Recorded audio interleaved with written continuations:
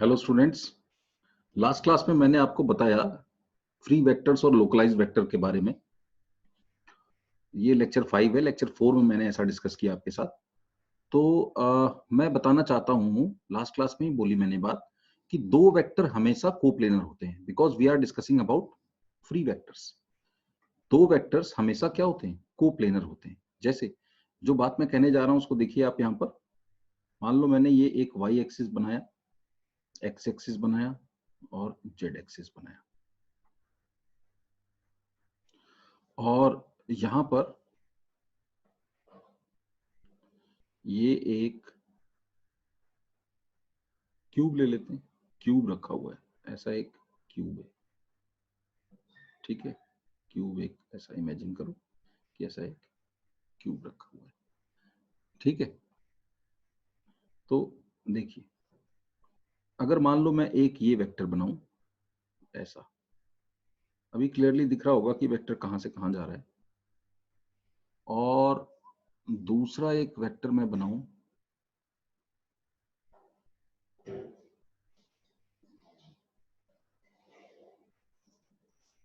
ऐसा,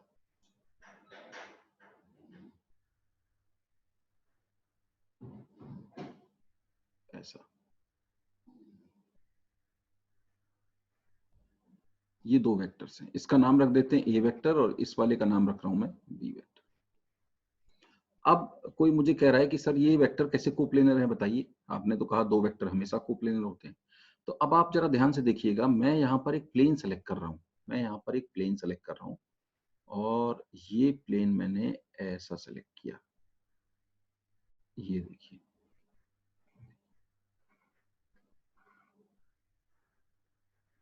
ये एक प्लेन सेलेक्ट किया मैंने, ठीक। इस प्लेन को जरा ध्यान से देखिए, ये दोनों वेक्टर इसी कॉमन प्लेन पे हैं कि नहीं है? कोई भी दो वेक्टर आप ले लें, कोई भी दो वेक्टर, कोई भी दो वेक्टर। जैसे देखो, ये मैंने लिया X axis and Y axis, और ये मैंने लिया जेड एक्सिस। और फिर से मैं क्यूब बना रहा हूं ताकि आपको 3D आप इमेजिन कर पाए, इसलिए बना रहा हूं। एक्चुअल में तो कोई रिक्वायरमेंट नहीं है इसको बनाने की, फिर भी ठीक है, ज्यादा दिखाई दे शायद। देखो, अगर मैं एक वेक्टर ऐसा बनाऊं, ये देखो ये वेक्टर है ऐसा, कहां पर है? ये छत पे बना हुआ है, ठीक है। और एक वेक्टर मैंने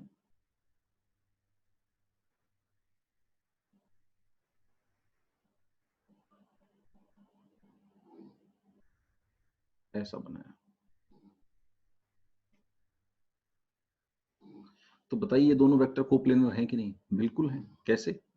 ये जो वेक्टर मैंने बी वेक्टर बनाया है, इसको आप पैरेलली शिफ्ट करके यहां ले आओ, और फिर देख लो ये वाला जो प्लेन है, ये दोनों वेक्टर इसी प्लेन में है कि नहीं है? बिल्कुल है। तो कोई भी दो वेक्टर आप ले लो, उनको जब टेल टू टेल शिफ्ट करके आप ज्वाइन करोगे तो जो एक प्लेन बनेगा जिसमें दोनों वेक्टर कैरी कर रहा होगा जो प्लेन, वो एक प्लेन बनेगा, कॉमन प्लेन, और हम इन वेक्टर्स को कोप्लेनर बोल सकते हैं।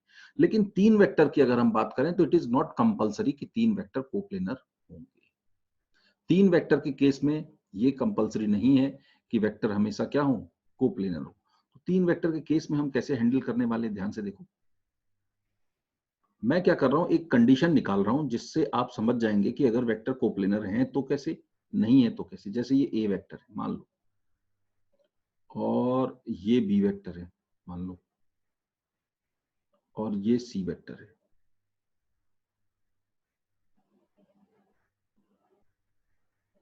ठीक है। और ये तीनों स्क्रीन पर हैं। तीनों कहां पर हैं? स्क्रीन पर है। तीनों स्क्रीन पर है। तो ये कोप्लेनर मैंने पहले से ही ले लिया आपको समझाने के लिए। तो अब ये बताओ, अगर ये तीनों स्क्रीन पर हैं, कोप्लेनर हैं, तो इन तीनों को ज्वाइन करके एक ट्रायंगल जैसा स्ट्रक्चर बन सकता है। जैसे जो मैं कहना चाहता हूं उसको समझो। मैंने क्या किया, एक लाइन ऐसे ड्रॉ की, और इस लाइन पे मैंने ए वेक्टर रखा,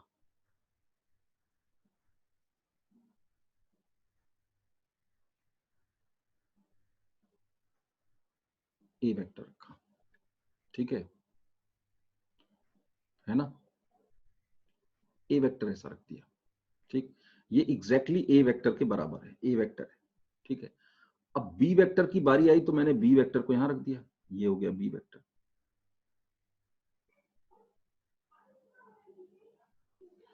और सी वेक्टर की बारी आई, सी वेक्टर, तो मैंने सी वेक्टर को यहां रख दिया,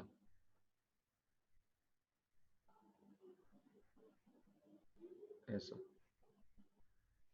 ये सी वेक्टर है, ठीक।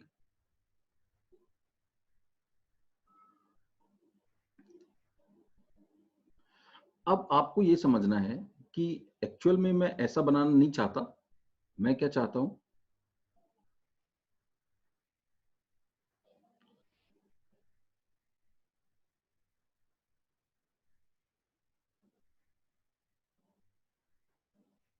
मैं चाहता हूं कि ये ए वेक्टर, बी वेक्टर और सी, ठीक है, ए वेक्टर, बी वेक्टर और सी, कोई जरूरी नहीं है कि ये इसको टच करके जाए, जरूरी है क्या, नहीं है, ठीक है। तो जरा देखना ध्यान से, हो सकता है कि ये जो बी वेक्टर बने, वो बी वेक्टर ऐसा बनने के बजाय केवल इतना ही बड़ा हो। मैंने क्या किया, ए के हेड से बी के टेल को ज्वाइन कर दिया और ए के टेल से सी के हेड को ज्वाइन कर दिया, ठीक। अब ध्यान से देखो जरा, मैं क्या कह रहा हूं, मैं कह रहा हूं एक लाइन ऐसी लंबी सी खींच दो, ठीक है ना। और अब ये डायग्राम मैं चेंज कर रहा हूं, कैसे, कैसे चेंज कर रहा हूं, ध्यान से आप देखोगे तो बात समझ में आएगी। ये देखो, ये ए के पैरेलल लाइन खींची और ए वेक्टर को फिर मैंने बना दिया ऐसे ही, ये ए वेक्टर है। और बी वेक्टर को बनाने, ऐसा बनाने के बजाय बी वेक्टर को मैंने क्या किया, मैंने थोड़ा बड़ा कर लिया। कितना बड़ा कर लिया, तो मान लो लैम्डा टाइम्स मैंने बड़ा कर लिया, तो लैम्डा 1 बी वेक्टर हो गया। और बड़ा इतना किया, और सी वेक्टर क्या, सी को थोड़ा छोटा कर लिया मान लो, तो ये हो गया। तो ये इसको मैं लिख सकता हूं लैम्डा 2 टाइम्स सी वेक्टर। तो ये ऐसा एक ट्रायंगल बन जाएगा ना भाई। ये ट्रायंगल नहीं बन पा रहा था, क्यों, क्योंकि बी थोड़ा छोटा पड़ रहा था, सी थोड़ा बड़ा पड़ रहा था। तो सी को थोड़ा छोटा कर लिया और बी को थोड़ा बड़ा कर लिया। किसको बड़ा किसको छोटा करेंगे, वो लैम्डा 1 लैम्डा 2 डिसाइड करेंगे। अब इस ट्रायंगल को देखो जरा ध्यान से, polygon law of vector addition के हिसाब से, polygon law of vector addition के हिसाब से मैं लिख सकता हूं A vector plus lambda 1 B vector plus lambda 2 C vector equal to 0। अब अगर आपको ये बात नहीं समझ में आ रही तो मैं क्लियर कर दूं, यहां देखो, यहां देखो, ये छोटी सी एक बात सोचनी है आपको, बहुत सिंपल बात है। ये गोले के अंदर क्या बना रहा हूं, देखना ध्यान से। मैं क्या कह रहा हूं, मैं कह रहा हूं कि अगर ए वेक्टर मान लो ऐसा है और बी वेक्टर मान लो ऐसा है, तो सी वेक्टर कैसा हो जाएगा। अच्छा चलो सी भी बना देते, मान लो सी वेक्टर ऐसा है।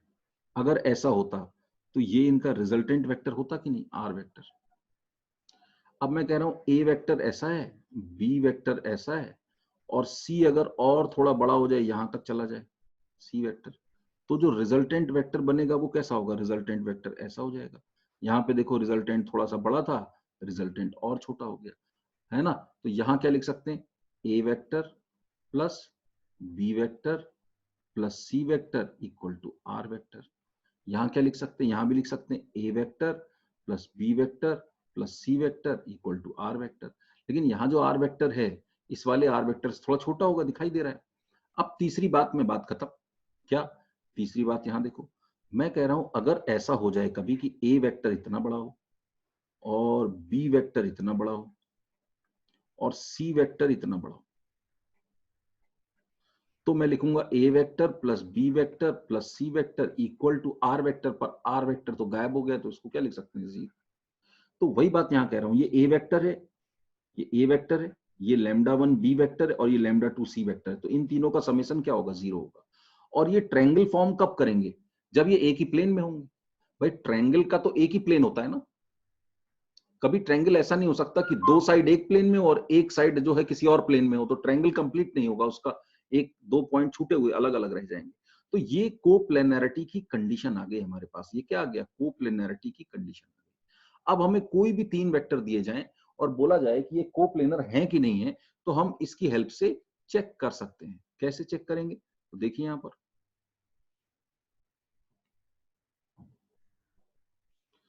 इसको चेक करने का क्या रास्ता होगा? देखो, जैसे मान लो ए वेक्टर दिया है I cap plus 2j cap plus 3k cap, B vector दिया हुआ है -4i cap plus 2j cap, और सी वेक्टर दिया है I cap -j cap plus k cap. और किसी ने कहा कि पता करो कि ये तीनों वेक्टर कोप्लेनर हैं या नहीं है। तो हमें क्या करना है? हमें चुपचाप लिखना है A vector plus λ1 B vector plus λ2 C vector equal to 0। अगर कोप्लेनर हैं तो λ1 λ2 की किसी पर्टिकुलर वैल्यूज के लिए ये इस इक्वेशन को सेटिस्फाई करेंगे। ऑब्वियसली ध्यान ये रखना है कि λ1 λ2 कोई जरूरी नहीं है कि पॉजिटिव हो, नेगेटिव भी हो सकता है, दोनों भी नेगेटिव हो सकते हैं, कोई एक नेगेटिव एक पॉजिटिव भी हो सकता है। चलो लिखता हूं मैं, तो मैंने लिखा i plus j plus 3k plus λ1 into B vector मतलब -4i plus 2j plus λ2 into C vector मतलब i minus j plus k equal to 0। अब देखो आई कैप का कोफिशिएंट क्या आया, जोड़ना है पूरे में। आई कैप का यहाँ पर क्या है 1, यहाँ क्या है -4 λ1 और यहाँ क्या है प्लस λ2 प्लस j कैप। जे कैप का यहाँ फैक्टर क्या है 1, यहाँ फैक्टर क्या है प्लस 2 λ1 और यहाँ वेक्टर क्या है -λ2 प्लस k कैप। आ जाओ भाई, k कैप में यहाँ फैक्टर क्या है 3, यहाँ क्या है कुछ नहीं है 0 है, यहाँ क्या है प्लस λ2 बराबर 0। अब देखो ये वेक्टर 0 कब हो सकता है? ये वेक्टर 0 केवल तब होगा जब ये नंबर 0 हो जाए, साथ में ये भी 0 हो जाए और साथ में ये भी 0 हो जाए। ये तीनों गोले जब 0 हो जाएंगे तभी तो ये पूरा वेक्टर बराबर 0 ये लिख सकता हूं, क्योंकि राइट हैंड साइड में 0 का मतलब क्या लिखा है 0 आई कैप 0 जे कैप 0 के कैप।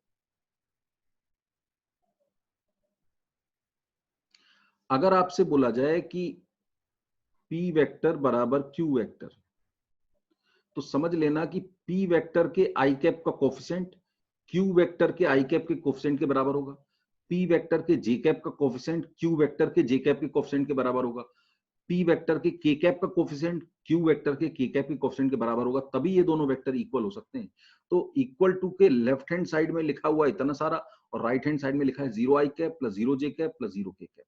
तो इसका मतलब आ गया -1 -4 λ1 प्लस λ2 बराबर 0, फर्स्ट बात। दूसरी 1 प्लस 2 λ1 माइनस λ2 बराबर 0, तीसरी बात। और 3 प्लस λ2 बराबर 0, ये तीसरी बात। ये 3 आ गई।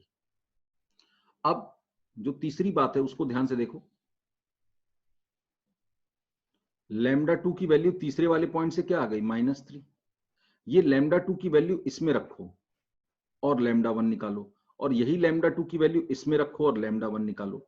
अगर दोनों वैल्यूज बराबर आ जाती हैं, इसका मतलब है λ1 λ2 की पर्टिकुलर वैल्यूज के लिए ये सेटिस्फाई हो रहा है, इसका मतलब ये तीनों वेक्टर कोप्लेनर हैं। तो इसमें λ1 कितना आ जाए, तो λ2 रखना है -3, तो -3 और -1 -4, तो इधर चला जाएगा तो आ जाएगा 4, तो λ1 आ गया -1 ऊपर से। अब नीचे से देखा जाए जरा, λ2 है -3, तो 3 प्लस 1 4, तो इधर आ गया -4, तो आ गया -2। इसका मतलब क्या हुआ, देखो λ1 की अलग अलग वैल्यूज आ रही हैं, इसका मतलब है ये कोप्लेनर नहीं है, ये तीनों वेक्टर कोप्लेनर नहीं है। बात समझ में आई? तो ये कोप्लेनैरिटी की कंडीशन मैं आपको सिखाना चाहता था, इसके बारे में थोड़ा सोचिए समझिए। और अगर आपको ये पसंद आया, ये वीडियो आपको पसंद आया, तो आप इसे सब्सक्राइब करें और बेल आइकन दबाना बिल्कुल ना भूलिए। तभी आपको रेगुलरली इस तरह के जितने भी वीडियोस मैं तैयार करूंगा, प्रिपेयर करूंगा आपके लिए, वो आपको कंटिन्यूअसली मिलते रहेंगे, है ना? Okay, thank you.